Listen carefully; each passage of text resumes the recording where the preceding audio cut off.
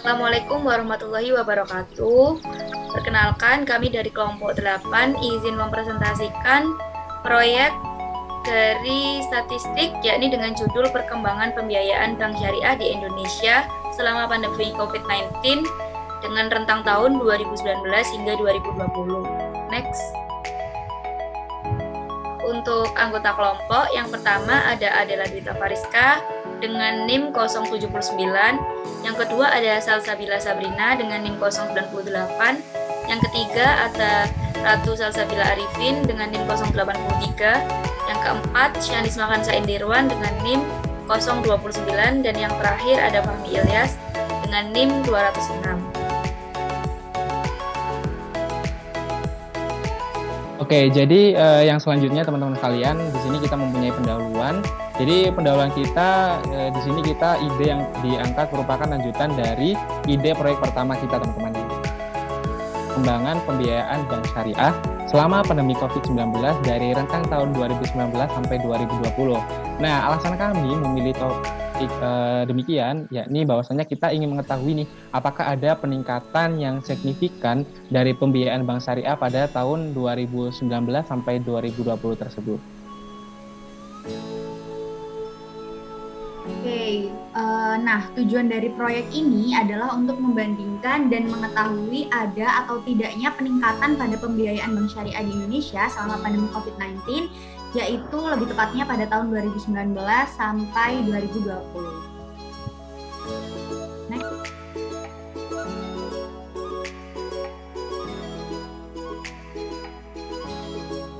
Oke, jadi yang berikutnya adalah metode NIM teman-teman ya. Nah, metode yang kita gunakan pada statistika kita kali ini yakni metode Willis-Hogan ya teman-teman ya. Nah, metode ini merupakan uji non-parametris yang digunakan untuk mengukur perbedaan dua kelompok data persaingan berskala ordinal atau interval, tetapi data berdistribusi tidak normal gitu. Nah, uji ini juga dikenal dengan nama uji match pair test.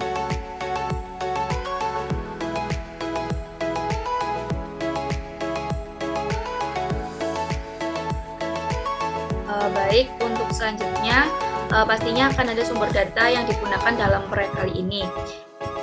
Jadi untuk sumber datanya kelompok kami mengambilnya dari website dari ojk.co.id, dan data yang digunakan ini dari tahun 2019 hingga 2020. Nah, dengan adanya sumber data ini tentunya sesuai dengan tujuan yang telah diungkapkan oleh rekan saya, bahwa kami ingin mengetahui apakah ada peningkatan yang signifikan mengenai pembiayaan bank syariah di 2 tahun terakhir.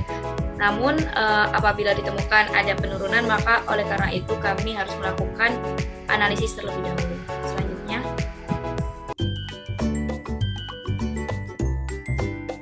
Oke, selanjutnya yaitu ada hasil dari pengujian yang sudah kita lakukan.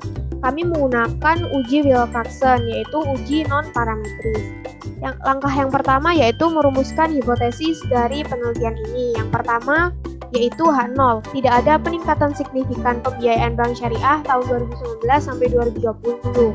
Yang kedua H1, yaitu ada peningkatan signifikan pembiayaan bank syariah tahun 2019 sampai 2020 dengan tingkat signifikasi 0,05 dan jumlah N yaitu 33. Next. Selanjutnya yaitu terdapat tabel dari perkembangan pembiayaan bank syariah di Indonesia selama pandemi COVID-19. Terlihat di tabel ini terdapat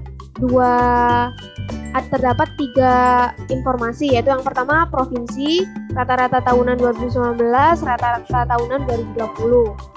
Langkah selanjutnya untuk menghitung uji ini yaitu mencari selisih setiap data, yaitu dari rata-rata tahunan 2020 dikurangi rata-rata tahunan 2019. Yang selanjutnya yaitu menentukan peringkat atau ranking dari data yang dihasilkan pada langkah tadi, yaitu menghitung selisih. Data tersebut diberi ranking dari ranking 1 sampai ranking yang terbesar. Yang selanjutnya yaitu memisahkan nilai ranking positif dengan ranking negatif, kemudian dijumlahkan, yang akan ada hasilnya di slide selanjutnya. Next.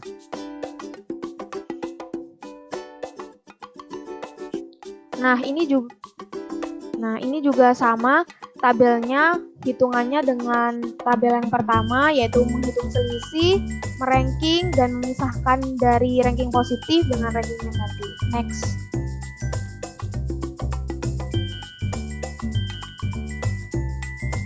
Setelah itu ditemukan nilai W hitung. Nilai W hitungnya adalah nilai yang terkecil, yaitu 55. Dan ditemukan juga W tabelnya, yaitu 170. Jadi ditemukan bahwa W tabel lebih besar dari W hitung.